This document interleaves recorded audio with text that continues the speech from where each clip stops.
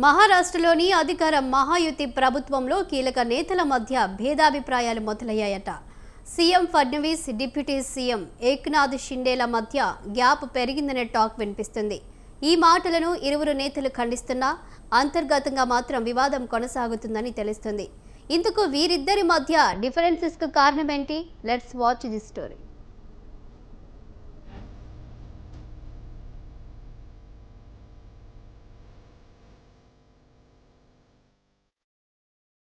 మహారాష్ట్రలో అధికారంలో ఉన్న బీజేపీ, శివసేన, ఎన్సీపీలతో కూడిన మహాయుతి కూటమిలో భేదాభిప్రాయాలు నెలకొన్నాయా? కీలక నేతల మధ్య గ్యాప్ పెరిగిందా? అంటే జరుగుతున్న పరిణామాలు చూస్తే నిజమేనని అనిపిస్తోంది. సీఎం దేవేంద్ర ఫడ్నవీస్, ఉప ముఖ్యమంత్రి ఏక్నాథ్ షిండేల మధ్య విభేదాలున్నట్లు రాజకీయ వర్గాల్లో చర్చ జరుగుతోంది.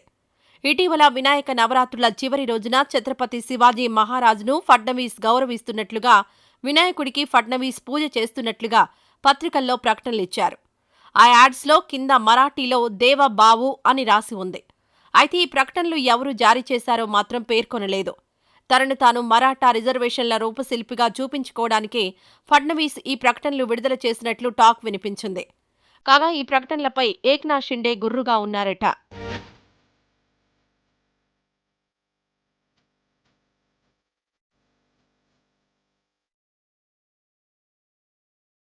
థానేలో జరిగిన ఒక కార్యక్రమంలో ఉప ముఖ్యమంత్రి ఏక్నాథ్ షిండేను ఇదే విషయంపై మీడియా ప్రశ్నించింది. అయితే తనలో ఉన్న కోపాన్ని, అసంతృప్తిని ఏక్నాథ్ బయటపెట్టకుండా చాకచక్యంగా సమాధానమిచ్చారు.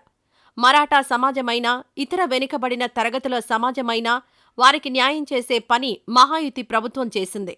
అసెంబ్లీ ఎన్నికల్లో ఇచ్చిన హామీ మేరకే దేవేంద్ర ఫడ్నవీస్, నేను ఒక జట్టుగా పనిచేస్తున్నామని అన్నారు.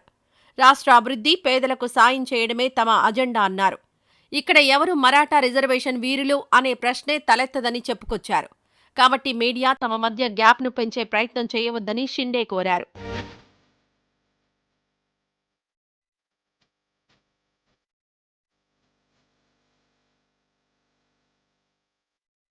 వాస్తవానికి అసెంబ్లీ ఎన్నికల సమయం నుంచే ఫడ్నవీస్, షిండే మధ్య అభిప్రాయ భేదాలున్నాయి.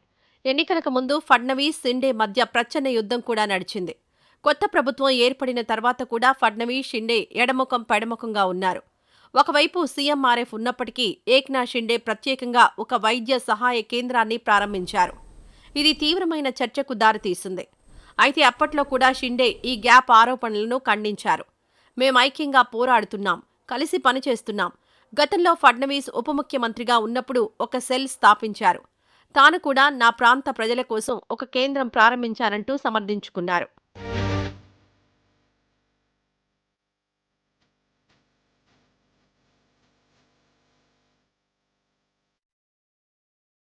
మహారాష్ట్ర ఎన్నికల్లో మరాఠా రిజర్వేషన్ల అంశమే కీలకంగా పనిచేసింది. తప్పకుండా రిజర్వేషన్లు కల్పిస్తామని మహాయుతి కూటమి, కేంద్రంలోని ఎన్డీఏ కూటమి హామీ ఇచ్చాయి. అయితే అధికారంలోకొచ్చి నెలలు గడుస్తున్నా ఆ ఊసే ప్రభుత్వం ఎత్తడం లేదు. దీంతో మనోజ్ జరాంగే నేతృత్వంలో ఆగస్టు 29 నుంచి భారీ నిరసన ప్రారంభమైంది. సెప్టెంబర్ 2న జరాంగే డిమాండ్లకు మహాయుతి ప్రభుత్వం అంగీకరించింది. దీంతో మనోజ్ జరాంగే దీక్షను విరమించారు. ఆ తర్వాత దేవేంద్ర ఫడ్నవీస్ భారీ యాడ్లనిచ్చారు. మరాఠా రిజర్వేషన్ల రూపశిల్పిగా తనను తాను చిత్రీకరించుకుంటూ సదరు యాడ్లు దర్శనమిచ్చాయి. ఇదే ఏక్నాథ్ షిండే అసంతృప్తికి కారణమైందనే టాక్ వినిపిస్తోంది.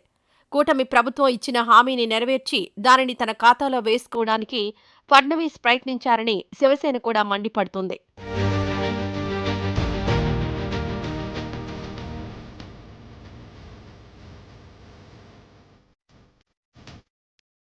మహారాష్ట్రలో తనను ఎక్కువగా వాడుకున్న బీజేపీ చివరకు ముఖ్యమంత్రి పదవిని కూడా ఇవ్వకుండా డిప్యూటీ సీఎంను చేసిందని ఏక్నాథ్ మొదట్నుంచి గుర్రుగా ఉన్నారు. శివసేనను చీల్చి బీజేపీకి అధికారాన్ని కట్టబెట్టిన తనకు తగినంత గౌరవం ఇవ్వడం లేదని ఏక్నాథ్ సన్నిహితుల వద్ద వాపోయారట. తాజాగా ప్రతి విషయంలో ఫడ్నవీస్, బీజేపీ మాత్రమే క్రెడిట్ తీసుకుంటున్నాయని, శివసేనను టోటల్గా సైడ్ చేస్తున్నారని మండిపడుతున్నారట. ఇదిలాగే కొనసాగితే శివసేన ప్రభుత్వంలో భాగస్వామా లేదంటే ప్రతిపక్షమా అనే అనుమానాలు కూడా వస్తాయని కార్యకర్తలు కామెంట్ చేస్తున్నారట. అయితే కేంద్రంలో బీజేపీ ప్రభుత్వమే ఉండడంతో షిండే తన అసంతృప్తిని బయటకు వెల్లడించలేకపోతున్నారట. కానీ లోలోపల మాత్రం ఫడ్నవీస్ ఆధిపత్యాన్ని సహించలేకపోతున్నట్లు తెలుస్తోంది. మరి ఈ ప్రచ్ఛన్న యుద్ధం ఎంతకాలం కొనసాగుతుందో అని ఇరు పార్టీల నాయకులు కూడా హైరానా పడుతున్నారట.